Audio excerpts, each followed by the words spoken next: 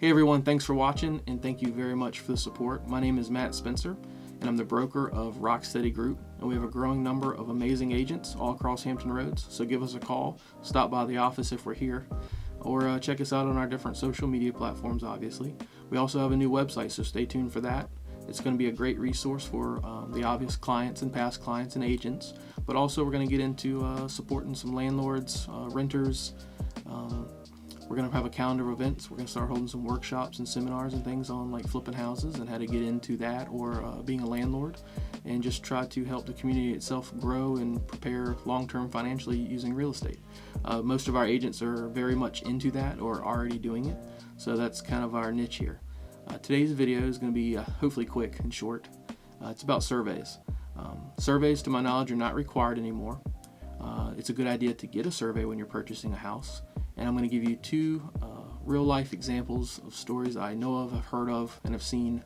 Luckily, none of my transactions, not my clients, but reasons why a couple $100 here and there can save you thousands later.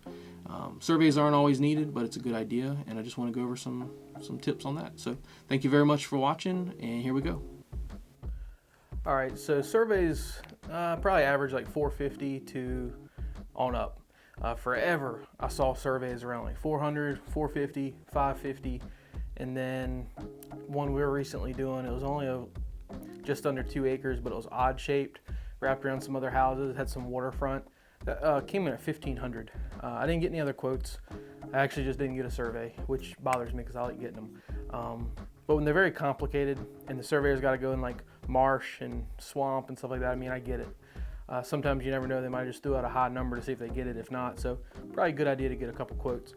Usually your agent can hook you up with a surveyor, or your title company or your lawyer.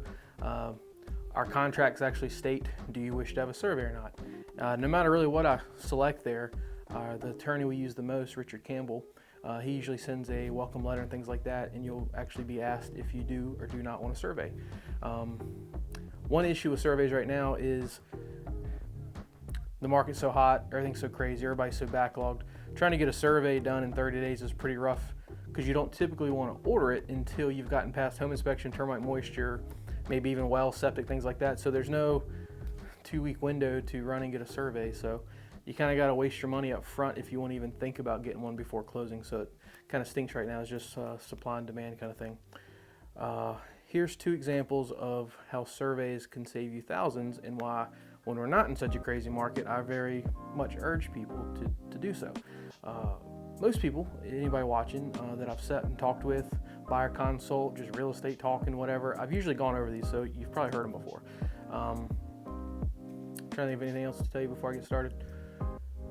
These are both very good real life examples. One of them's kind of extreme, one of them is very common. So I'll go over the common one first. Let's say you got a property, real basic rectangle plot, which, you know, we come across these in the city. You got a house, another house, and let's just say this was Bob and Steve. That's what we're gonna go with. Bob and Steve. Property line down the middle, these are the houses. Bob built a really nice garage too one day. Way back, I mean, nice, two bays, $30,000, $40,000 garage. Bob and Steve get along great. They have dinner, have drinks, no issues. Bob sells his house. Sorry, Steve's, I don't mean to make you the bad guy. But Bob sells his house to you, and you do not get a survey. You and Steve get along great. For months, weeks, years, who knows. You love your nice garage. You paid $20,000 more, probably not the cost of the garage, but a percentage of that garage more for your house. It makes your house more desirable. You might work out of that, you keep your dream car, whatever, but that garage is very important to you. For whatever reason, you and Steve don't get along anymore. Maybe your dog kept going over there and doing something, and you weren't cleaning it up. Maybe your weed eater, maybe your lawnmower broke some windows, maybe you had a loud party multiple times, street parking arguments, whatever, but for some reason you and Steve just can't see eye to eye anymore. And then Steve sends you like a certified letter saying, hey, you've got 30 days to move your really nice garage over the line because When Bob built it, he needed an extra little bit of clearance here, and they kind of didn't do a survey. Again, you didn't get a survey when you bought the house, so Steve knew it, but even just 6 inches, a foot, whatever. I'm not sure if you can see this. For some reason, there's a film on my board, and I can't get stuff to stick to it too good. Let's go with purple. What I'm drawing you here is the real property line. Steve had a survey and he just never shared it with anybody. So all of a sudden your garage is just, say, a foot over the line. What do? Likely you can solve this, but likely you can't solve it cheap. Title insurance, lawyers, it could be nasty. It's not just a shed you can slide over, and Steve's doing this to be spiteful probably. So maybe you can work it out with him, maybe you can buy some property, but then you got city setbacks. So even if he wanted like $5,000 for that foot, or 10 grand, if the city doesn't have enough setbacks, or your road frontage, your setbacks right here, you can't do anything. So likely it can be solved, but a survey for $400 would save you thousands, let alone the heartache in dealing with Steve. So that's example 1. Could be a more common scenario. I'm probably gonna cut the camera here because I gotta bear down so hard. Okay, so let's go over scenario 2. This one, I don't know every little detail, but this is gonna be more of a actual realistic scenario I know about. And I don't really know how it played out. I'm sure they resolved it. But this is one that can get maybe a little bit worse than the previous scenario. Let's go with, see if brown will stick. All right, this is my attempt at a cul-de-sac. I'm gonna draw the cul-de-sac with like property lines, like you would see it on a plot map. So you got a road here coming in, and let's say probably too sharp at edges.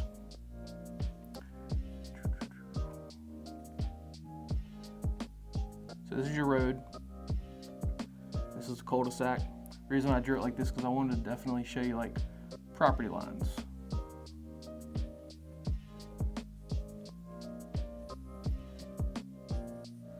All right, so like here's bird's eye view.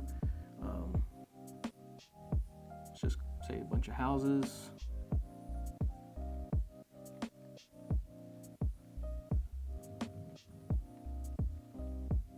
You get the idea, right? I'm trying to fill you in with the examples I know of in the scenario that I heard of and watched from a distance. These two people knew each other. I think they were family. I won't use their names. Let's call them the Smiths, nice and broad. The Smiths here. Granddad, grandma, something like that. At some point in time, they wanted to give some land to another family member so they could build their house. So I'm trying to think if I want to erase lines or just use different ink colors.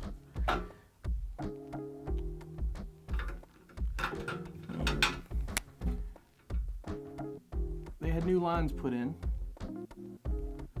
and then another family member built this house. Big, nice house, especially compared to everything else.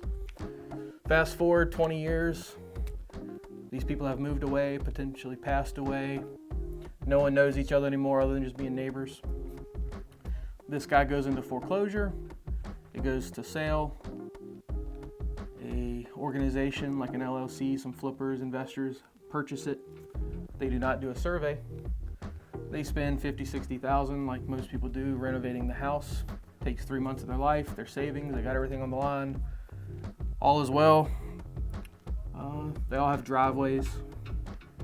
And then it's up, now that it's renovated, it's up for sale.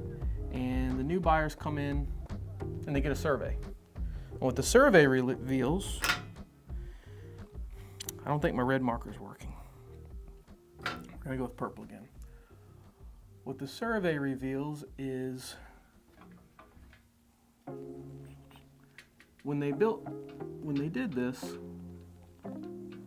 for some reason, the property line is actually like that. And so our subject property that's been renovated, has all this money dumped into it, and everyone's life savings riding on it, is actually like landlocked. There's a driveway, But for some reason, maybe these were the people that knew this guy and they're still bitter about foreclosure or whatever, I don't know. They actually like put a fence up or like a little rope. And so now these buyers back out and these investors are left with a landlocked house with their savings account in it. And it was resolved, the property's been sold. To me, I think it actually might have turned back around into foreclosure. Needless to say, this cost someone easily thousands of dollars and a lot of pain and suffering. And if they had just done a survey, they could have maybe worked this out. They could have first off not bought the house, but they might have been able to work it out.